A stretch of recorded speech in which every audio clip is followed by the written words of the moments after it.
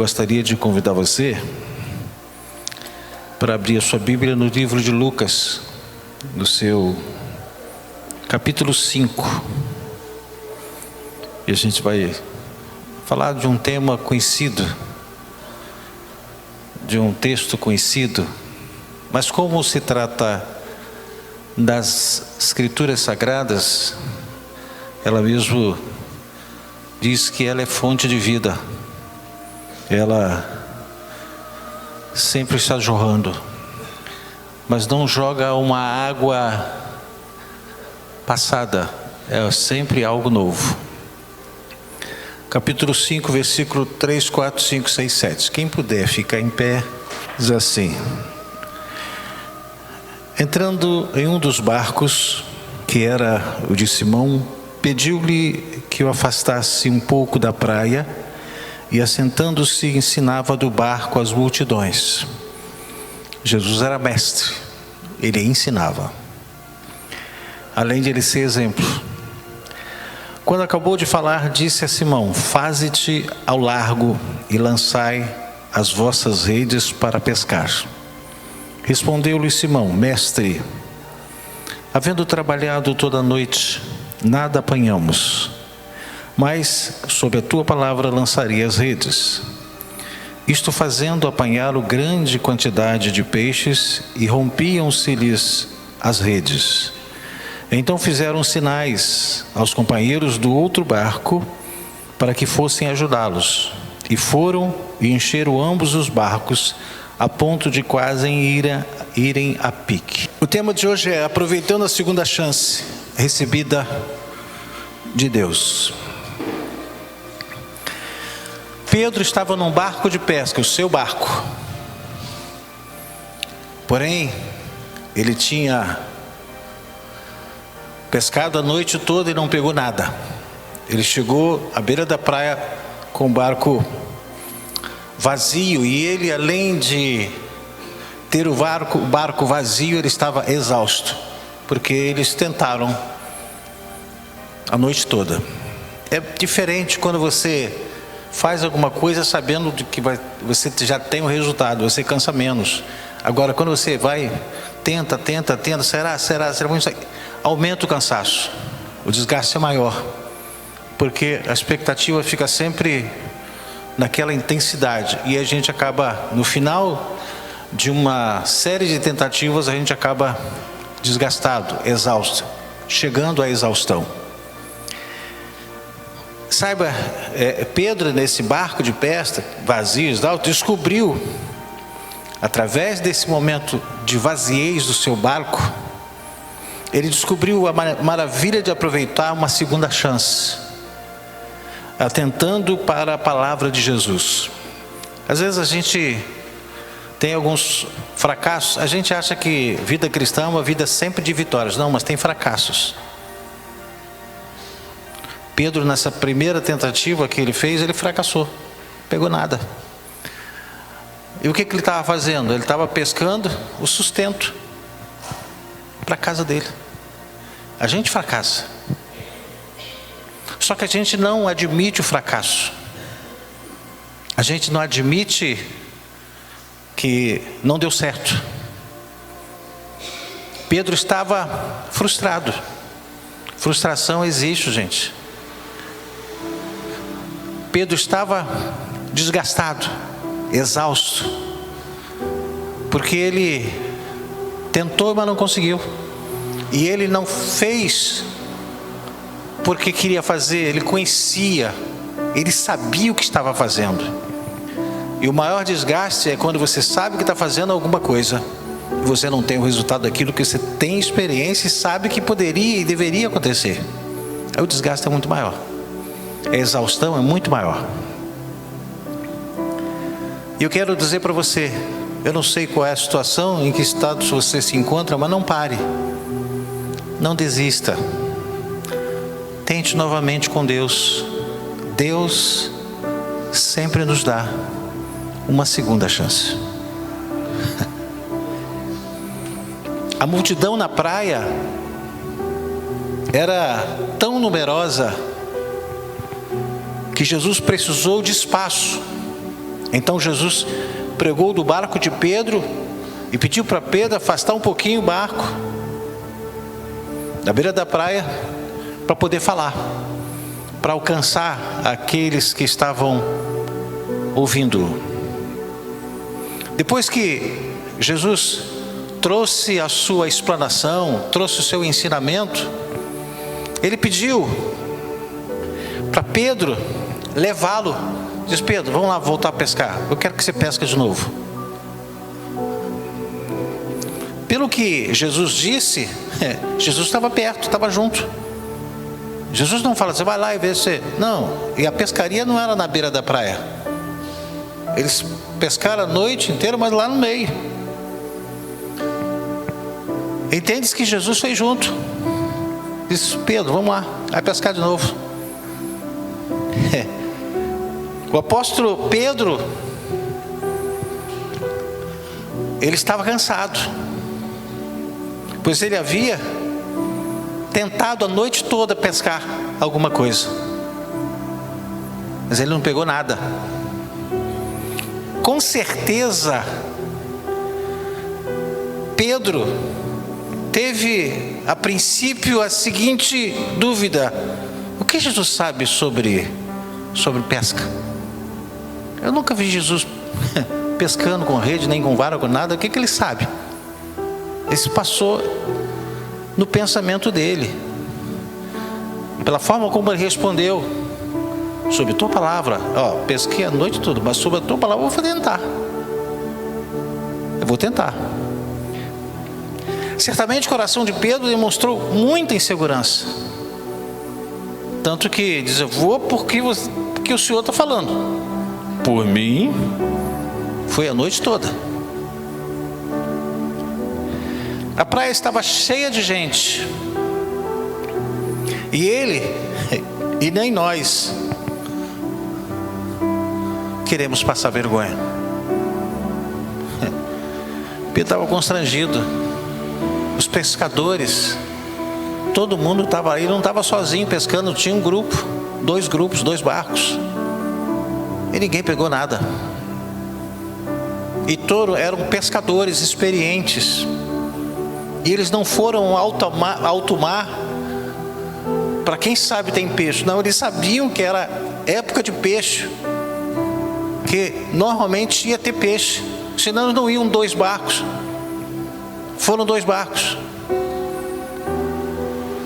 Mas pela insistência de Jesus, Pedro cedeu, dizendo: mestre, havendo trabalhado toda a noite, nada apanhamos, mas sob a tua palavra lançarei as redes.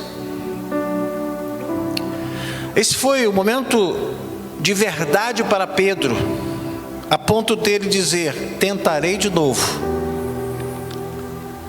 do seu jeito, Senhor. Levanta a sua mão direita. Sim, o que você tem feito até agora é do seu jeito, mas a segunda chance que Deus te der, seja do jeito de Deus.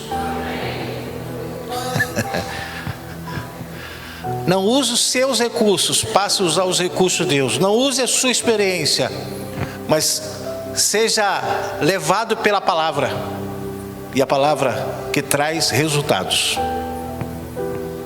Diz: eu tenho experiência da minha vida. Não, eu sei como é que é isso. Mas isso é experiência sua, mas você fracassa com toda a experiência. Mas se você der chance, se você fizer do jeito de Deus, as coisas mudam. As coisas são diferentes. Quando Pedro lançou a rede, a palavra de Deus diz que a pesca foi tão grande que o barco quase afundou. Às vezes, saiba, preste atenção, às vezes a gente só precisa tentar mais uma vez, mas não do nosso jeito, mas do jeito dele. Por isso que é importante conhecer as sagradas letras, porque aqui é o jeito dele. A minha criação, a minha formação seja acadêmica, seja que for qualquer formação, é do jeito dos homens. Pedro aprendeu a pescar, ele não foi para um curso de pescaria, ele aprendeu a pescar pescando. Ele aprendeu os ventos que aconteciam, que eram vários tipos de vento, se era para pesca ou se não era, se era para usar o barco ou não, ele sabia, ele pegou essa experiência. E ele estava ali com os demais pela experiência. E nós estamos aqui, na situação que estamos, não foi porque nós estamos na tentativa, foi por experiência. E aí fracassamos. E uma dessas experiências que a gente enfrenta, a gente fracassa. E eu creio que Pedro estava confiante. A lua cooperava, tudo cooperava. Então, pega outro barco, vamos mais gente, porque vai dar muito peixe. E eles pescaram a noite toda, tentaram, e não pegaram absolutamente nada. A experiência dele não trouxe peixe. A sua experiência, às vezes, a minha experiência, não traz resposta, não traz milagre, não se confirma nada. Pensa isso. Às vezes precisamos tentar de novo, mas com Jesus no barco. Para de fazer as coisas ao seu jeito, você sozinho. Falhas, elas são fatais somente se deixarmos de aprender com elas. Elas passam a ser fatais. Aprenda com as suas falhas. Pedro aprendeu quando ele fracassou na pesca, mas ele deu ouvido à voz de Jesus e ele deu a volta por cima. Você pode dizer comigo, está chegando o momento de eu dar a volta por cima. Eu gostaria que você fosse assim, como se tivesse jantado. Está chegando o momento de dar a volta por cima.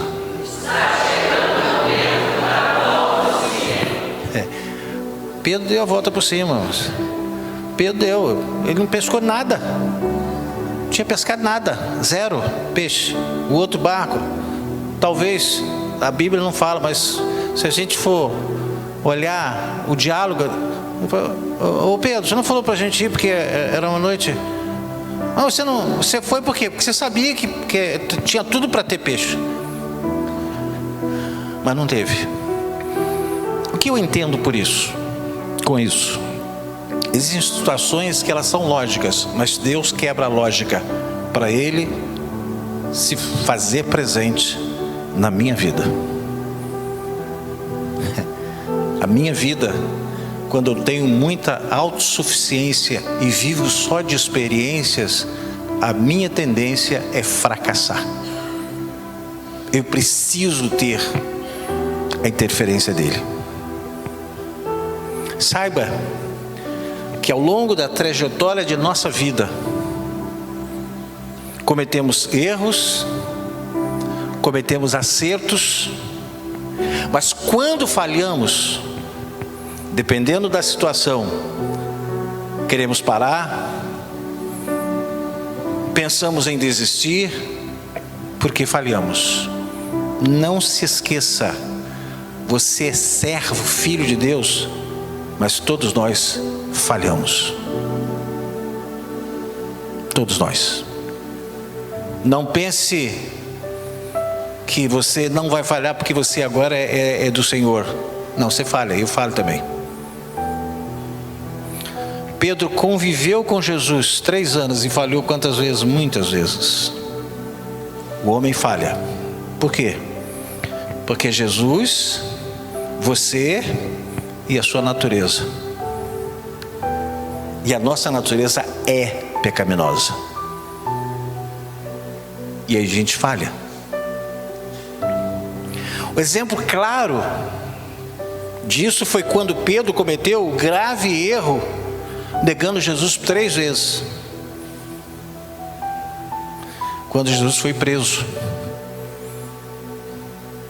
ninguém foi pego de surpresa. Ninguém foi pego de surpresa. Jesus disse: vamos embora aqui, está na hora minha, chegou a minha hora, eu vou me pegar hoje. Todos sabiam, mas Pedro negou. Quando perguntaram se ele fazia parte do grupo, ele disse: não conheço esse homem. Que nem sei não, pelo amor de Deus, não conheço não. Ele falhou 3 vezes. Pedro precisou recomeçar, e o Senhor Jesus o ajudou nesse recomeço. Deus está pronto, disposto a ajudar você e a mim a recomeçar. A gente pensa logo em desistir, mas sempre há uma segunda chance. Deus quer que eu e você recomecemos. Sabe que assim como devemos perdoar, não 7 vezes, mas 70 vezes 7, assim também devemos saber que sempre haverá uma segunda chance para recomeçar. Sempre. Não, a gente já fala, perdão. Não, mas recomeçar também faz parte. Deus é misericordioso para todas as áreas. A experiência, a Bíblia conta várias experiências. O pai que tinha 2 filhos e um filho foi embora, mas o pai não desistiu. Olha quantas falhas esse filho fez, cometeu, quantos erros. Mas quando ele chegou lá no fundo do poço, ele disse: o que eu estou fazendo aqui? Os trabalhadores do meu pai estão lá comendo, bebendo, vestindo, dormindo, não estão passando frio, eu estou aqui passando fome e frio, longe, sozinho, isolado, rejeitado. Eu vou levantar e vou voltar. E quando ele voltou, o pai estava aguardando de braços abertos. O pai lhe deu uma segunda chance. Deus é um Deus de segunda chance. Você não precisa falar assim: agora acabou. Não acabou não. Seu coração está batendo? Tá. Você tem entendimento? Sabe o que está pensando? Sabe o que está acontecendo? Então você tem chance. Você tem a oportunidade de um novo recomeço. Eu não sei como é que está a sua vida. Eu sei como é que está mais ou menos a minha, né? Que ela muda toda hora, né? Mas sabe que todos os dias sempre haverá uma segunda chance. E por quê?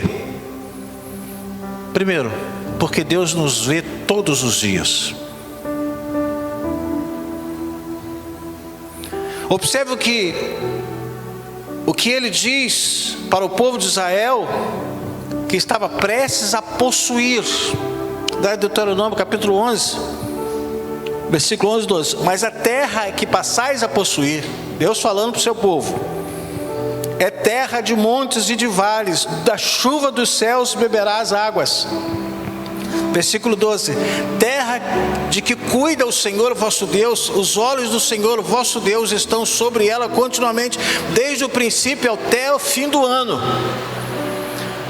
Deus estava preparando aquela terra chamada Canaã, a terra prometida, mas ele disse: aquela terra que está lá, eu estou cuidando todo o tempo, e quem entrar lá vai ser cuidado também.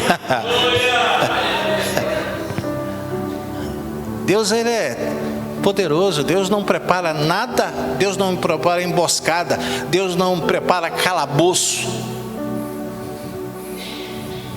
Quando você fala assim: mas como é que Daniel foi para a cova dos leões? Mas não foi Deus que preparou. Mas como é que aqueles homens, Sadraque, Mesaque, Abednego, três homens, eles foram para a fornalha? Mas não foi Deus que preparou a fornalha. Deus agiu na fornalha, Deus agiu na cova, mas ele não preparou nada disso. Deus usou as circunstâncias. Preciso ter essa consciência que Deus usa as circunstâncias para nos provar, para a gente fazer uso daquilo que nós temos, e às vezes deixamos encostado, que é a nossa fé. E aí Deus usa as circunstâncias. Está escrito que é uma promessa de Deus, de que Ele cuida da terra todos os dias, e que os seus olhos estão sobre ela todos os dias. Da mesma forma, os olhos do Senhor estão sobre a sua vida e sobre a minha vida todos os dias, que sejam bons ou sejam maus, sejam bons ou ruins. Provérbios capítulo 15, versículo 3 diz assim: os olhos do Senhor estão em todo lugar, contemplando os maus e os bons. Deus tudo vê, gente. Não é só a onisciência, Ele vê. Ele vê. Ele sabe quem é quem. A gente se frustra, a gente se não pensava, meu Deus. Mas Deus não se decepciona, Deus não se surpreende, porque Ele vê tudo, sabe de tudo, sabe de todas as coisas. E é diante dessa realidade de Deus, nós podemos nos alegrar, pois Deus nos dá a oportunidade de recomeçar. Saiba, Deus está olhando para você todo o tempo, todo dia. E se Ele está olhando todo dia tem como nós recomeçarmos, porque Ele está olhando.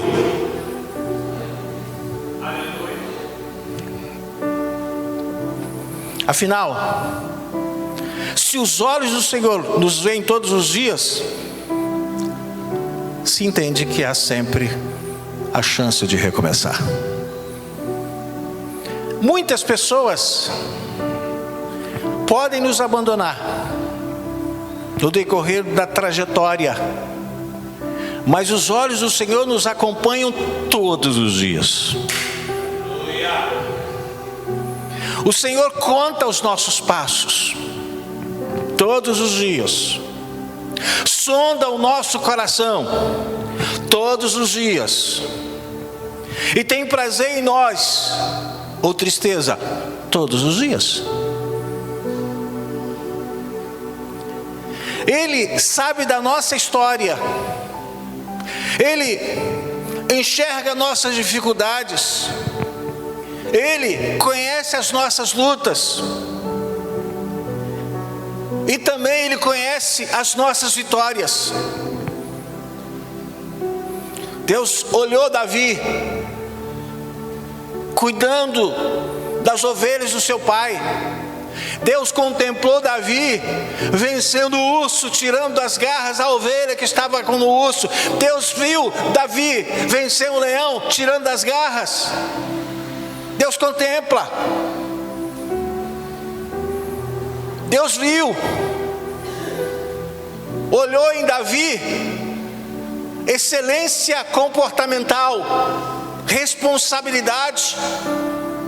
Até então Davi não tinha tido uma experiência com Deus. Ele tinha um compromisso e assumiu o compromisso com responsabilidade de cuidar das ovelhas do pai dele. E Deus viu. Por isso Deus, quando chamou, falou para Samuel que já havia um homem segundo o seu coração. É por aquilo que ele estava vendo em Davi.